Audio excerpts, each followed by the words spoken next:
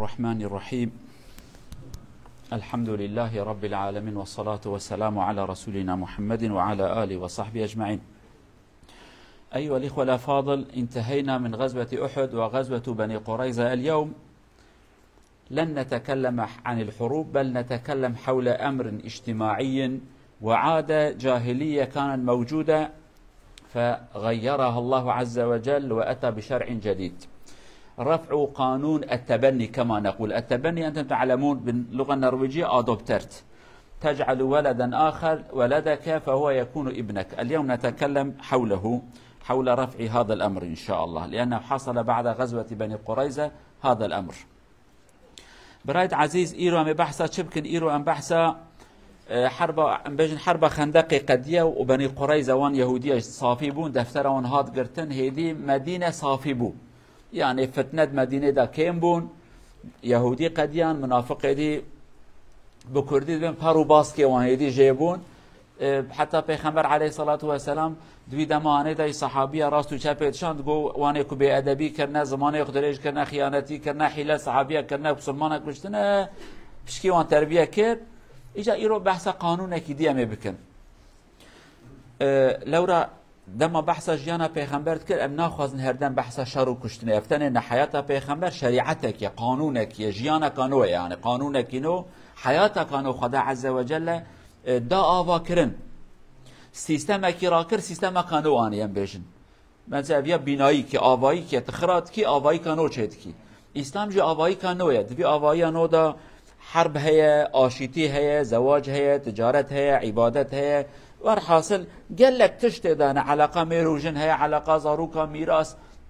اوانا تف دچ دهنه ددی بینایا اسلام تازه چید که اوانا تدانه ایرو ام تشتي بخاینجی اف سیستما بكردي از قال لك قريم اف سيستم اف كلمه انا نافي تشي قوتن زركوري يعني زركاتشي يعني تلكاتش ياكي تخي كوريخو ياكي تخي بتركيبن اولاد لك يعني عربي بن تبني بكردي از قريم في كلمه دي زركور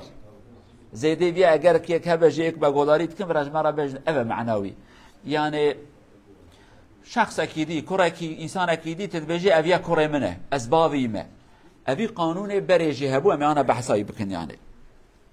طبعا هذا الأمر كان موجود، والرسول صلى الله عليه وسلم جعل أحد الصحابة قبل أن يكون نبيا وهو زيد ابن الحارثة. هذا زيد كان غلاما عند خديجة رضي الله عنها فهي وهبته للنبي صلى الله عليه وسلم. فبعد فترة عائلته وأسرته يجدونه عند النبي صلى الله عليه وسلم يأتون إليه ويمدحون النبي وأسرته وأنتم أهل الشرف وأنتم أهل الكرم، ابننا عندكم فنريد أن تعطينا ابننا، وإن تريد مبلغا من الماء نعطيك. فالرسول يقول عندي اقتراح آخر، نعرض الأمر على ابنكم فإذا قبل أن يأتي معكم خلاص فهو ابنكم اذهبوا بي، لا أريد منكم الفلوس يعني، ولكن إذا هو فضلني عليكم أنا لا أخيب من فضلني على غيري، أنا سأحافظ عليه وأتمسك به. فقالوا نعم. فالنبي صلى الله عليه وسلم عرض الأمر على الولد على هذا الشاب، فهو قال نعم هذا أبي وهذا عمي أنا أعرفهم ولكني أفضل أن أبقى مع محمد. فالنبي صلى الله عليه وسلم قال هو يفضلني، فهو قال هم قالوا لولد بئس ما عملت. فالنبي صلى الله عليه وسلم كريم لا يبقى أن يبقى تحت إكرام أحد، فذهب بزيد إلى النادية والناس الموجودين حول الكعبة وقال أشهدكم بأن زيد ابني جعلته ابني أرثه ويرثني. فحينما قال هذا الكلام أسرتهم فرحوا قالوا خلاص الآن ارتحنا، فأنت سيد وكريم وابننا أصبح ابن سيد وكريم، خلاص لا بأس أن يبقى عندك. فهذا زيد كان ابن النبي وبقى هكذا، فكانوا يقول زيد ابن محمد زيد ابن محمد، وهذا النظام كان موجود إلى أن شاء الله عز وجل أن يرفع هذا الأمر. مسألة كده دركت صحابي كي هبو نافي زيدة أب زيدة هاني بري كولا بو كولا مزانن چنه قالوا جماعة كولا يعني أب كولا كي بو كولا حضرت خديجة بو، يعني بري قانون كولتي هبو بري إسلامي. دمك پیغمبر حضرت خديجة را زوجي ويش پیغمبر را قو ازوية هدية ددمته. والحاصل زمان كي در باس بو او عائلة في زيدة هاني هاتن ويديتن رواندنا بري خلقي رافاند يا عادة عرب ابو هفد رافاندن وي رافاند ابو دي بابي يعني بابي ومامي هاتن ويديتن زيد ام لا يما يقول هرولا استناسكم تبابي مني ابياجي مامي منه ناستكم هاتن زانبو كدسته پیغمبر ده هاتن جن پیغمبر علیه الصلاة والسلام گویا محمد انسان کی افندی انسان کی محترمی انسان کی جامری لو کردید بنت جامری تظلامي بابي تي جامر بو كالي تي جامر عبد المطلب محترما والله زاروك كي مل جمتين متخازن تي بدي ما يعني تبرب خازم ايش برب انت والله ما يا خلقش ما صنديه پیغمبر علیه الصلاة والسلام گو اسپرج و نخوازم ورن ام بلاي ورا خبردن اگر که خواست دگل و ورا اما از بدم و خلاص شخرا ببن پر ناستینم يعني اما که گو اتخوازم جمته بمینم والله یزوی نادم يعني او بيجا شو وكويه يقول والله مرحمه راست بيج يعني يعني وكا بيجا عدالتك خوش بيا پیغمبر بانکره گوتوانا ناس کی گولا بیا باب منه بیا مام منه گولا هات نتت خوازن تخوازید گلوان هر يعني جوارا گولت باب مني مام مني ولكن از نخوازم جم محمد بره هاي احمق بيئته بانت احمقي تجوا كولتي قبولتكي قلنا والله از كولتي جم محمد قبولتكم اتخوازم كولا بن جميع بن اجرازيمه يعني از كولاتي قبولتكم بابي وانا عاجز بون يا تو احمقي تشدكي تكولاتي قبولتكي طبعا پیغمبر انسان كي مرد محترمه افنديه دبن منتا زيد نامينه يعني پیغمبر جي دستي گرد برناوا كلكا كعبه ناوا ملته قالوا انسان شاهد بن زيد از زيد كم لايخو شرفك مازن بو يكي مازن یکی تی خلایق و عبدی بو کولی بو خدمتکار پیغمبر گو اون شاهد من زید لای منه هدی قانون بره هبو يعني لگوراوی قانون يعني زید لای منه اسبابی ما او بوارثه من ادب موارثه بی وقتی بیتشته گو باوی کفایات گو والله تمام گو ایجاد دل مرحته يعني لای من نکوله لورات پیغمبر معامله بازار کولا پیرا نکر بازار انسان کی تمام پیرا کر گو دل مرحته تمام تلجا محمد مینی بمینه جوی بشوندا گوت زید کوره محمد يعني بریا اسلامی بو ناوی باوی دی محمد و اویدی باویتی دوام کر ام سیستم آنه هبو يعني پیغمبر بی شکل آنه ویکر لای خو عایل آنجی کیف آنات و خلاص گوت تشتک نابه مادام لای ما بو لای تو تجی گو کوره منه هدی تقیمت دای که ام راحتن بفي شكل كان صلاة دوام كير أم أنا تماشاكن كاشابو طبعا نظام التبني أن يجعل رجل أحدا ابنه مثل ابن النسب يعني يرثك وترثه ولا يجوز لك أن تتزوج بزوجته وبنته خلاص هذا النظام كان موجود وبناء على ذلك أصبح هذا الرجل ابنه ولكن الله عز وجل شاء أن يغير هذا بعد سنوات فهذا النظام كان موجودا بين العرب والنبي مشيا على هذا القانون جعله ابنه على أساس يرثه ويرثه هكذا بهذا الشكل استمر إلى أن شاء حكمة الله عز وجل أن غير هذا الأمر طبعا السيستم أولادية كان بيجن زركوري يعني يا زركاتشي يعني ذي كلمات بيجن لو وكيلية بتكردي دا نديت تبني شيء معنوي قانون شبو دبا لايته قابك لايته مثلا أيضا تعرفوا عادات ماذا والقانون الإسلامي ده ام دكارم بجنا لا يخراب زوجين يا من دكارم بزوجين كريملو لا يمزوجين ام دكارم بزوجين چمكي بيا لا يتهدي لا يته افياجي دي بو وكلاي پیغمبر بو لا پیغمبر جناب بجنا يراب زوجه يعني قانون ابا ميراث تبقى ميراثي او ده ميراثه اف قانون هدي چيبو فقط رب العالمين بي قانون هدي قبولنا كغير زمان هات اف قانون ورا گوهرتن ادي بشكلانه جنابه طبعا الله عز وجل أراد أن يغير لأن في هذا القانون هناك إهانة للذي أصبح ابنا للرجل الفلاني قد يكون صغيرا وهو لا يدرك شيئا ولكن في المستقبل سيقال له وهذا ما يعيشه أوروبا النرويج مثلا الآن وضع شروطا على نظام أدوبتر تبني لأن الولد الذي يكون متبنيا في المستقبل يحصل عنده مشاكل نفسية كثيرة يقال له أبوك باعك لهذا الرجل فهذا يجعل لديه الصدمة كبيرة فالله عز وجل لا يحب هذا الأمر كل واحد ابن أبيه ادعوهم لآبائهم هذا قانون الله كل واحد ابن أبيه ليس من حقنا أن نهين أحدا وأن نجعل هذا ابن لهذا الإنسان محترم لدى الله عز وجل كل واحد ابن أبيه يعني بناء على هذا فأتى الأمر إلى مرحلة شاء الله عز وجل أن يغير هذا القانون وأن يعيد إلى الإنسان كرامته واحترامه. فالله عز وجل شاء أن يغير هذا الأمر. اف سیستم اولادی زرکوری یعنی زرکچی تعداد اصل خدا بچوکایی انسان کی تعداد انسان به بچوک به قیمت به بلکه اوی کو گوتی از بابم یعنی بلکه او انسان کی زنگین به ولکن اف زاروک کو بیا لایوی صبر روی خلق جرا بجه باب تفروت بو دیات نخواست بو ور حاصل تبخوازی نخوازی مثلا انا للنرويج رو ام قسم لفران اجيب صالح هج مرض بين سري تراشه ما قبول ناكن ام بخوازن نخوازن باسبورت وانا بمراجه هبه مادام سري مراشه حتى سري مسفي وباجي اك برشا وسفي بيدي نا سري تد اصل خدا راشه اي بابي ترش بيه يعني سرش بخوازي نخوازي تقبول ناكن بني انا النرويج دولته هاني اف سيستم ادوبتر زاروكتي يعني دولته بشكي جداند دولت ناخوازه وقت شرله پر انسان کو هاتن اجدر و خود گشن فقیره اوی کو باوی واندایه چون هاتن نروژ چون فیلیپین تایلند زاش کدی انساناتین ادوپتر سیستم کم مشهوره اوانا تفس بلاتین سرخو دکه نه که اورش دیاوی زره اوی کو بیا دیاوی باوی زره دچه مدرسه دی بیا دیا من باوی من احوالی بجن قد تماشا کلا گور تراشی او زره و چا دیته یعنی هر نخوشه هینکی جوان خود گشن انتحار کن ایجا رب عالمه اف دفترانه گره گرتن هر کس لای باب خویه دیا خویه زاروک کتینه خواهید که خواهدی که زرارت نالیکاری یتیم کیت که بکه اما بجا دیا تنه ازم باب تنه ازم باب تمر دیا تمر قضا کرم مصیبت که آتسره وان تی یتیم مای ما تخواهی کرد زراره یتنه زاروک بجا مالا و آوا و من خواهدی کریه اما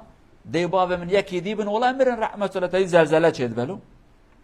آنا ایرو ام بجن فلسطین زاروک مانه ولات ما کشتن چیدبو انفال چیدبون چه چیدبون انسان هاتن کشتن زاروک تنج عائله کی مایه یک روزیه دو روزیه پنج روزیه یک سالیه ای کاری خوای که بخیر خو صبر بجا ولا دی باب هاتن کشتن شوتاندن مرن تشکیات سریوان ما بخیر اخو تمازن کر ام دی باب ته راستینن او نخوشین پیرا چنابه ایزان مصیبت کی چه بیه لگا وقت بجا ولا دی باب تفروت متانی او جاق في فقير يعني چته سري مالا يقرات يعني ور حاصل في سيستم اني خدای عالم يغاز في قانون ده بغهرينه. امر اخر النبي صلى الله عليه وسلم اراد ان يزيل الفوارق بين الاغنياء والفقراء والعبيد والاحرار فكان له بنت عمه اسمها زينب في المدينه النبي صلى الله عليه وسلم ذهب اليها وهي من اشراف المدينه يعني محترمة جدا وعائلتها عائلة كبيرة فقال النبي لها أنت بنت عمتي أريد أن أزوجك بابن هذا هي تقول أنا لا أقبل النبي يقول أنا آمرك بهذا فهي تقول أمر من الله ورسوله النبي يقول نعم يقول إذا سأقبل الزواج فإذا كان هناك أمر من الله عز وجل أن أقبل ولكن بإرادتي أنا لا أقبل هذا فهي تتزوج مع زيد الذي هو ابن للنبي ولكن من أول يوم عندهم مشاكل يعني لا يحصل بينهما محبة وائتلاف دائما هناك فرق مشكلة يعني فالنبي وكلما يأتي زيد إلى النبي يقول أمسك عليك زوجك اصبر اتق الله لا يجوز لا يجوز لا يجوز إلى أن شاء الله عز وجل وأعلن الله يقول أنت تخفي هذا الأمر وأنا آمرك هو سيطلقها وأنت ستتزوج معها بعد ذلك آيات موجودة في سورة الأحزاب ففي النتيجة زيد يطلقها تقريبا يبقوا مع بعض سنة ولكن لا يستمر الألفة زيد ابن الحارثة الذي هو إلى هذه الساعة ابن النبي فهو يطلقها فيحصل الطلاق ونرى ماذا يحصل تشتيك چيبو حبكي قيزامتا پیغمبر هبو تورنا عبد المطلب ناوی کچکه چیه ناوی زینبه اف زینبه هانه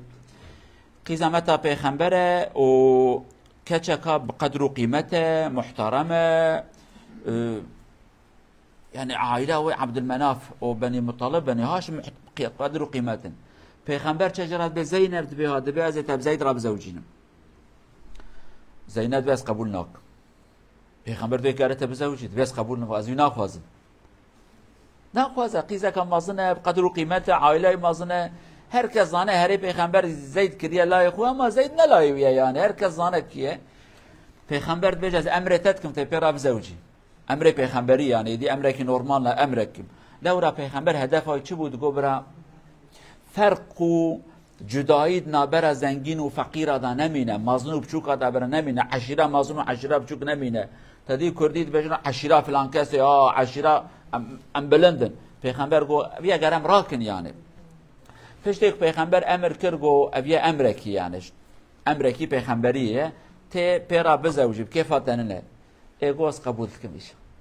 لین نبدل خو قبول کرد زوجی پیرا بلکه آنها و بیشتر پیغمبر چما مجبور کرد ای پیغمبر جوان مصلحت امت دیگه فرق نمینه یعنی قیزا فلان کس لای فلان کس ایرو گلک مثلا نوا کرده دا جاب نقشن قیزا کی خوازه نالود به مازنن تکی تکچمت خوازی ام شیخ ام آغان ام عشیرت تو گندی کی در هانه فقیره کی کلمه گندی ات بجم نجبان خرابیه یعنی عدد ام عشیرتو یا بازار دوی گندی ات نقیزمت خوازم مثال یا چی زنگید فقیر ات نکچمت خوازم وی شکل هانه پیغمبر گو گویا رابه یعنی اکرمکم عند الله اتقاکم کیش خواده بترسه او بقیمته ام وی قانون گراراکن پیغمبر وان زوجان لی زینب ندخواست سالا کی به هفرامان لی هرو دردو کلبون هرو شربون هرو عاجسی بو یعنی زید جی هرگاف دهات یا رسول خدا والله اداره نبا فیشن کهانه را پیغمبر دگو صبر بکه امسک علیک زوجک بر نداش خدا بترسه صبر بکه تحمل بکه زید چه تیود چه فقیر و یعنی هرو دردو کله او چقاتش پیغمبر ده پیغمبر ده صبر بکه تحمل بکه صبر بکه تحمل بکه داوی رب عالمش پیغمبرش خبر شانده بو گوتو قانون اوه ای زید برده خلاص ایدی نامشه پشته که زید جی برده تی پیرا بزوجی برا زمانی بقدر عدوی تی پیرا بزوجی پیغمبر دقول ملت مرا بیجه چیا بیجه جنا لای خورا زوجیه زید لایی بو دقورا سیستم خدای عز و جل گو فی سیستم مراکر و تیار پیرا بزوجی حتی آیت سورت احزاب دن رب عالمت بجد تشتی کتنا خوازید و شیری چنا بگرت دخی در و بیا گره پیرا بزوجی یعنی زید فقیر و رابوج ناخ بردا نخواست یعنی گوز نخواستن پیرا زوج زید جنه بردا اور حاصل کلام دی بو جنکا به اسلام افقا آیت هانه جهاد گویدی اف سیستم هانه قدیا هر کس کی به شکل هانه کاره وان جنه هانه رات کاره بزوج اف قانون هات زید جنا خو زينب بردا ام لانا دو داب سكن هناك افتراء في هذا الامر المنافقون والذين يحبون ان يشوشوا سمعة الاسلام والنبي صلى الله عليه وسلم يقول بان النبي عشق زينب بعد زواجها وهذا كلام الاغبياء والمجانين فهي اصلا لم تكن متزوجة فكيف يزوجها النبي كانه لم يراها اصلا فبعدما يزوجها يراها مرة أخرى ويعشقها كله كذب وافتراء وهي في الأصل لم تكن متزوجة ولو أراد النبي أن يتزوج بها لتزوجها بدون مشاكل وهي قبلت الأمر يعني ولكن ما يقال كله كذب غير صحيح فيحب أن يفتروا على النبي صلى الله عليه وسلم ولكن الذي كان يخاف منه النبي صلى الله عليه وسلم أن يقال في المستقبل والناس تزوج زوجة ابنه هذا كان ولكن الله عز وجل قال ارفعوا هذا القانون حتى لا يكون على الناس الذين لهم ابناء بهذا النظام نظام التبني حتى لا يكون عليه حرج فامرك ان تتزوج وفعليا تمحي هذا الامر وليس بالامر بالكلام فقط عمليا هناك امور عند الناس اذا واحد يقول بالكلام الناس لا يصدقوا فيحتاج إلى شيء عملي حتى يكون له تأثير أكبر فعمليا الله عز وجل أمر النبي أن يتزوج بها فتزوج بها تشتيك تشيبو أف سيستم دفرتك دناوا ملته دا أبي منافق أبي إيمان كيم أبي كوز نيرتيب إسلامي راتكن افتراء كتكن دبي پیغمبر پشتيك زينب زوجان زوجي زينب برا اوروكي پیغمبر دي تو دل پیغمبر كتيكي دل پیغمبر كت زينب و داوی زید را گوش جناخ برد از پیراب زوج اباته باقا بیجن وان حیلتا پیغمبر کرد فقط عالم مد بیجن ای کسی که اونش خدا ناترسن اف زینب اصلا شخون جاره کی بیمیر بو قیزا متا پیغمبر بو پیغمبر شخون دیتی بو ناصر کیه قیزا کیه پیغمبر ای چما وی رابا بیاکی راب ده زوجاندن و جاره قدیجه بده بردن او رابا پیراب زوجه یعنی کید خوازه جلکی کو یکل خو کر به هر وان جلال خو که یعنی هیچ عذاب و پیغمبر کارو پیراب زوج چه مرا به پیرا جار کدی بده زوجاندم بده بردان جار کدی پیراب زوجه هیچ عالم مدبجن ابیا افترا که ایو کی افترا کنه و خود دمانه یعنی اصلتنا نراسته مساله بدل پیغمبر کته نبو مساله قانون بو خدای عز و جل و غضبی قانون دگشکم اف قانون هانه ایوره و بی شکل هانه چه بو فهذا ما حصل بعد انتهاء العدة فالله عز وجل أرسل آيات فبأنه هو الذي زوجها نكحها للنبي صلى الله عليه وسلم وهي رضي الله عنها كانت تفتقر على سائر النساء وأزواج النبي وهي تقول زوجكن آباؤكن وأهلكن وزوجني الله عز وجل من فوق سماوات السبع وربما من حكم هذا الزواج أولا إزالة هذا الأمر نظام التبني ثانيا الله عز وجل أكرمها لأنها استسلمت لأمر النبي وقبلت الزواج من رجل هي لا تحبه ليس كراهية ولكن نظام الطبقي فكافأها الله على استسلامها لله ولرسوله أن جعلها زوجة لنبيه في الدنيا وفي الآخرة هذا كذلك من إكرام الله لها فأكرمها الله عز وجل بهذا الشرف طبعا پیغمبر پشتیکو روژه قدیان آیت هات خواده گم تزوجان بیم اوکتنها باویتا و بریتا مقیزه داتا اوتنا خواده گم نکاح تکرو قدیه چو یعنی شطرف خواده دا زوجناک ها خواده گم تزوجان یعنی بیکو پیغمبر ها رجه کی را بیجش باوی رج بری رج عائله وی را تشتیکو هیه پیغمبر زید را گو زید کجنه بردا گو هر زینب را بیجه خوازه بمراب زوجیانا زید بی از شوم سبحان الله از نزیکی مالا بوم اول مالا خدا عیشت که هفیر دبی اوا حیبت و ترسکی کات دل من نیر بو تماشا جنه بکم جنا کو جناویه بره من نیر بو تماشا بکم او قاسا کو شعب مدام مازن بو یعنی من پشت خدای کی از برپاش مهات مندر نقر بو تماشا بکم یعنی او قاسا شعب مدام بو جنا کپر مازن کو نقر تماشا بکم من پشت خدای از هاتم مجرا گو پیغمبر خوازه بتراب زوجت دبی چه خبردانه زينب بجاز قرار ناظم كرب عالمي بجاز شيء إذا خد لمش كده كه حتى ولمجا خد كدعات كآيات بيروسته خدت بهم تزوجان جي يعني خدت بهم تزوجان بير زوجي يكش حكمتي في زواج هان السيستم أو تبنيك ما جو أو زركري أو سيستم أنا خدي راكر شو خلاص يدي كاز كلاي بابي خيه سيستم دو ياج حكمت دو يك خدي پیغمبر جو بير بزوجه إكرام بو إكرام مكافآت ويجن كهانه بو لو راج بر خاطر خدا و پیغمبر بیکی را زوجی اوی قدر حسنت کرد پیرا زوجی پشتک پیرا زوجی خدا عز و جل جی وقت بجت او قصه حرمت بی پیغمبر هانی کرد ایجا آن جی ازی حرمت بدم تقیمت گیدم تتبکم جنابی پیغمبر هانی ایجا بو خانم پیغمبر علیه الصلاة و السلام دبیجا جانا قراتیا خوشت کرد زینب جنارا جن پیغمبر دگو ایوه بابه و زوجان دی ایمن خدا زوجان دی خدا مزوجان حسماني حفظ ربي عالم مزوجان ديا وقراتيا خود كن هركس كي بابا ديا وبري وزوجان من ربي عالم مزوجان ديا بشكل قراتيا خو جنا سري وات كر جناج يعني و ان جنا كو پشتي پیغمبر زو وفات كر جي اوه جنا كاب خير خواز بو قنجيت كر اليكاريت كر حتى دبي پیغمبر گوتي ان جنا دسترش كي جا به اوي زو بمرب كي جمن جنا دا دست قوات كر دست مدرجه دست تدريجه فهم نذكرن كي پر خيرات كه يعني دسترجمون جالی خیرات ابو اوی جناهانه حضرت زینب هانه بری هر کس اوی وفات کرد رب العالمین اشتبه راضی به ان شاء الله حتى برا بس يرو درسمه الى هنا نكتفي وفهمنا بان النظام التبني قد الغيت بامر الله عز وجل انتهى هذا الصفحه الجمعه القادمه ان شاء الله درس اخر نتكلم ما فهم كريرو مسألة زركوري بكردي بين زركور أو مسألة خلاص بو قانون كينو رب العالمين يعني حتى حفتاتي إن شاء الله من درس كادي بخوين رب العالمين خير وسلامتي بدنا متابع إن شاء الله أمي كان دقيقة بزمان أكيد نجبر درس